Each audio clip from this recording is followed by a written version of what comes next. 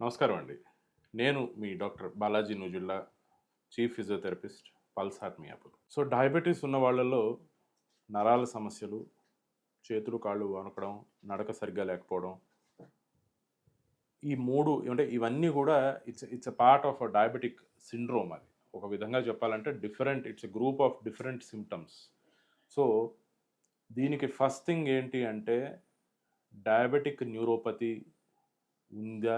లేదా? ఇది చెక్ చేయించుకోవాలి. ఎందుకంటే చేతులు, కాళ్ళు వణకడం అనేది ఓన్లీ డయాబెటిస్ వల్ల కూడా అవ్వకపోవచ్చు. వేరే నరాల బలహీనత కానీ, లేదంటే మెదడులో జరిగే ఇబ్బందుల వల్ల కానీ అవ్వచ్చు.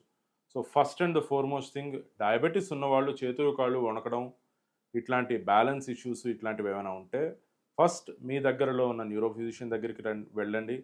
వెళ్ళి క్లియర్‌గా మీ న్యూరలాజికల్ డెఫిసిట్ దేనివల్ల వస్తోంది? ఈ నరాల బలహీనత దేనివల్ల వస్తోంది? లేదంటే ఈ వణుకు దేనివల్ల వస్తోంది? ఇది ఫస్ట్ మీరు క్లియర్ ఔట్ చేసుకోవాలి మెడికల్‌గా.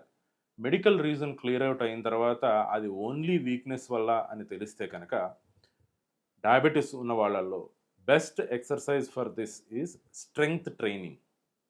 ఇప్పుడు ఒకే ప్రోగ్రామ్‌లో నేను స్ట్రెంగ్త్ ట్రైనింగ్ మొత్తం బాడీకి నేను చూపించలేను కానీ, మీరు ఎయిదర్ మా దగ్గరికి కానీ, లేదు అంటే కనుక మీ దగ్గరలో ఉన్న ఫిజియోథెరపిస్ట్ దగ్గరికి కానీ వెళ్తే, ఒక ప్రాపర్ ఫిజియోథెరపిస్ట్ దగ్గరికి వెళ్తే, స్ట్రెంగ్త్ అండ్ బ్యాలెన్స్ ట్రైనింగ్ ఇవి 2 కనుక మీరు చేయించుకున్నట్టయితే, రెగ్యులర్‌గా అటెండ్ అయ్యి, ఫిజియోథెరపీ సెషన్స్ అటెండ్ అయ్యి, strength training for lower limb muscles as well as spinal muscles, basically for gait అంటే నడకకి, అలాగే బ్యాలెన్స్‌కి స్ట్రెంగ్త్ ట్రైనింగ్ చేయించుకోవడము, అలాగే బ్యాలెన్స్ ట్రైనింగ్ కూడా ఉంటుంది.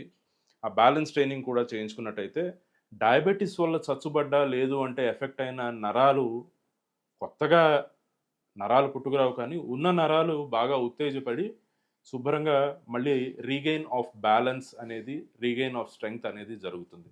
దీనివల్ల ఏమవుతుందంటే మీకు వణుకు కానీ ఇంబ్యాలెన్స్ కానీ చక్కగా నివారించుకోవచ్చు. Thank you.